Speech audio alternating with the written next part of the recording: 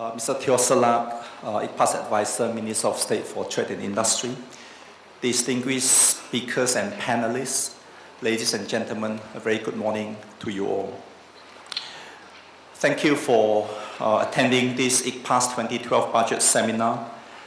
In particular, I would like to thank our guest of honor, Minister Teo, for taking time of his busy schedule to grace our event this morning. In fact, I understand from Minister Teo that after his short keynote, he has to rush back for another meeting. Also this afternoon, as we all know, the budget debate continues in the Parliament. The budget statement was delivered by Minister Daman on 17th of February. That was about 2 weeks ago. And in that budget, it sets out the direction that the government has embarked on to build an inclusive society and a stronger Singapore, a core that the government has been working on for the past few years. The two strategies are sustaining economic growth and building a fair and inclusive society. We will be discussing this in detail later on at the panel discussion and of course with Prof. Sam's presentation as well. The budget seminar today represents one of the several efforts by the Institute to bring value to our members, in this case in relation to Budget 2012.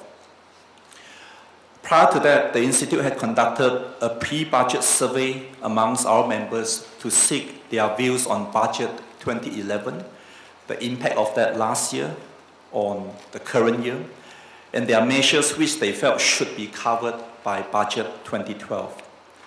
This included their concerns and views on the economic outlook, employment, and training. The Institute subsequently organized the ICPAS Pre-Budget 2012 Roundtable, where the survey findings were presented to a panel of prominent business leaders, CEOs, heads of business associations, and top accounting professionals. This event, which I co-chaired with Ms. Jessica Tan, Chairman of Government Parliamentary Committee for Finance and Trade and Industry, had a fruitful and engaging discussion with the key outcomes consolidated in a special report, which is actually included in the folder for you this morning. In addition, we shared the special report with various government agencies as well. The report itself captured 5 key areas which the roundtable suggested to be raised for further deliberation by the government. The first is the need to relook at the range of government incentives to better support businesses. Second, the need to manage escalating costs without reducing the impetus to innovate. Third, establishing conditions to allow businesses to add more value or innovate. The fourth is the need to incentivize the transformation for the service sector. And fifth is the need to find ways to help Singapore companies to work together in concert to better seize opportunities in the region and overseas. We were very pleased to know that some of these were addressed in the Budget 2012 announcement.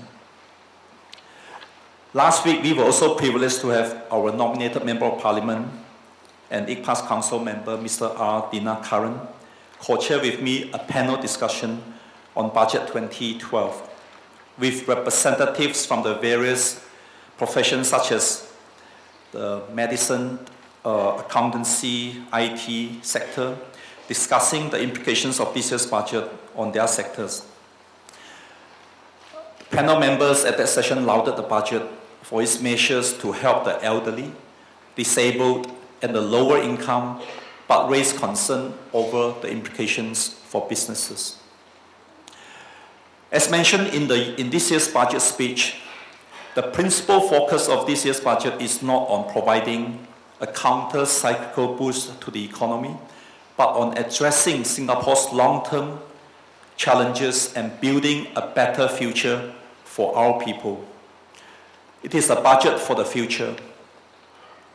One of the key growth drivers identified in Budget 2012 is to boost productivity by investing continuing education and training to help Singapore's workforce develop deeper skills and expertise. As the national accountancy body, ICPAS supports the government's effort to boost productivity by investing in continuing education and training. We welcome the recently announced budget measures which facilitate such training. On our part, the Institute had earlier in the year launched the Membership Development Fund to promote and facilitate such training for our members. The fund will help members defray their training costs and offer assistance to those seeking to strengthen and expand competencies. I encourage our members to make use of this initiative by the Institute to develop their skills and expertise.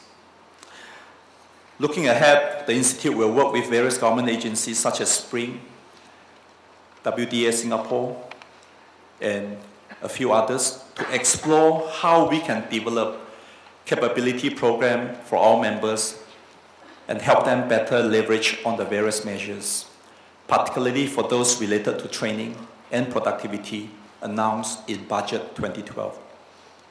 Our members are gathered here this morning to gain insights on Budget 2012 and what it means for individuals and for businesses.